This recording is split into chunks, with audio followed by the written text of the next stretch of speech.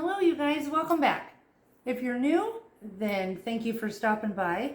I do videos every week on budgeting, money management, intentional living, frugal living.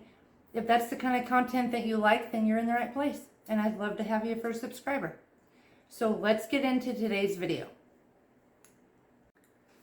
So baby step number 1, according to Dave Ramsey, is having $1,000 saved in a little starter emergency fund off to the side that you don't touch before you do all of the rest of the steps.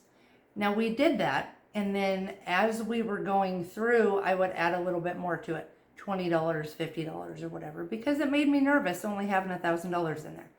And I think that's the intention. I know a lot of people say $1,000 isn't enough. Of course it's not. It's not supposed to be.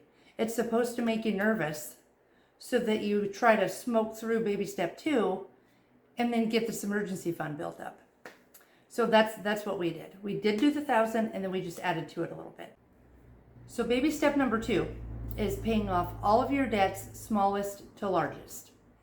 That includes car payments, student loans, personal debts, any of those things. If you owe your mom money, whoever it happens to be, except for your mortgage. Mortgage comes later. And so in this step, we had about $52,000, $54,000 worth of debt at the time, which comprised of, it was credit card bills and a car. And my car was $42,000 of that. Anyway, that's for a whole different video, whole different thing. So, and Dave Ramsey says that if you can pay your car off between 18 and 24 months, keep the car. So that was our goal, 24 months. We wound up beating that by about 4 or 5 months, so it didn't quite take us as long. But during this 3-year period of time, when we were paying all of this stuff off, we were also cash flowing medical bills. So that's why it took us so long. And that's part of that whole scenario of making this personal. It was a lot of medical bills, going to different doctors that were not in our network. So that's why it took us so long. But I'm so glad it did, because I think had we done it rapidly, we wouldn't have learned as many lessons throughout the way, throughout our journey, because we had learned a lot of saving, a lot of being intentional, prioritizing, all of this stuff we learned during this time that I don't think we would have had we just smoked right through it. So there's baby step 2. Baby step number 3 is fully funding your emergency fund of 3 to 6 months worth of expenses. And we did that in pretty short order once we got all of our debt paid off. And so we opted for the 6-month emergency fund. You can do 3 to, you can do whatever it is most comfortable to you. And so what happened was we got that done.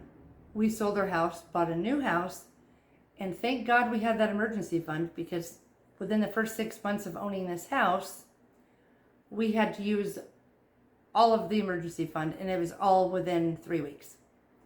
So we had a water heater, our air conditioner, our heater, and a transmission go out all at the same time, and there went almost $20,000. But by this time, we had already started on baby step 4, which is putting 15% of your income into retirement. We'd already started that. So getting our emergency fund put back took us a lot longer than it did the first time, because we had all these other things that we were paying for. And that's okay, you guys. It's totally okay. It's personal finance for a reason.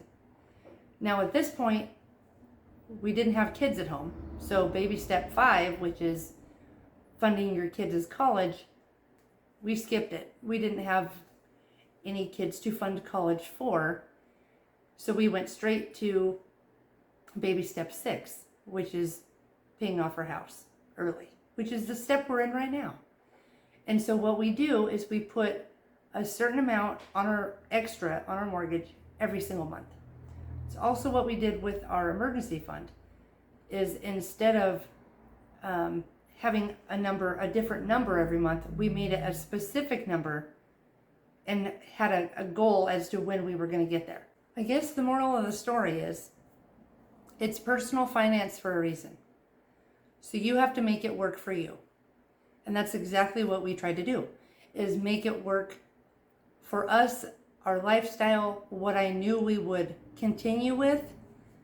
You know that saying, take the best and leave the rest? That totally applies to this whole budgeting, personal finance. You have to do the things that work for you. You know what's going to work. You know your lifestyle. You know what your tendencies are. You have to adjust everything for that. And if you try to go full steam ahead and you think, oh yeah, I'm going to get all of this debt paid off in X amount of time, one, you're actually working towards it. One, you could burn out, which is a real thing. That's for another video. Two, you just quit altogether and just you throw your hands in the air. You can't do it.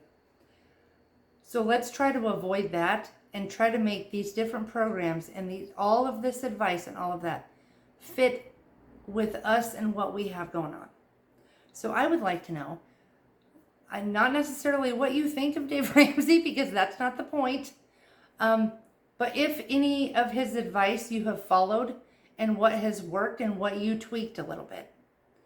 I also want to know, baby step 7 is giving wildly and building wealth. Whenever you think of like how great it would be to give, whatever, I'd like to know what your giving dream is. A couple of things that I have. I would like to be able to go to a restaurant and every time I go, leave a $100 tip. I would like to possibly help somebody pay for their college. Maybe start a little fund or something. Or get somebody a new car. All kinds of things. I would love to be able to do that. Or help pay, an elderly person's house off so they can stay in it. That kind of stuff. What is your giving dream? I think that's the best part about money, is being able to give it. So I'd like to know what yours is. Let me know down in the comments, and I will see you in the next video. All right, bye.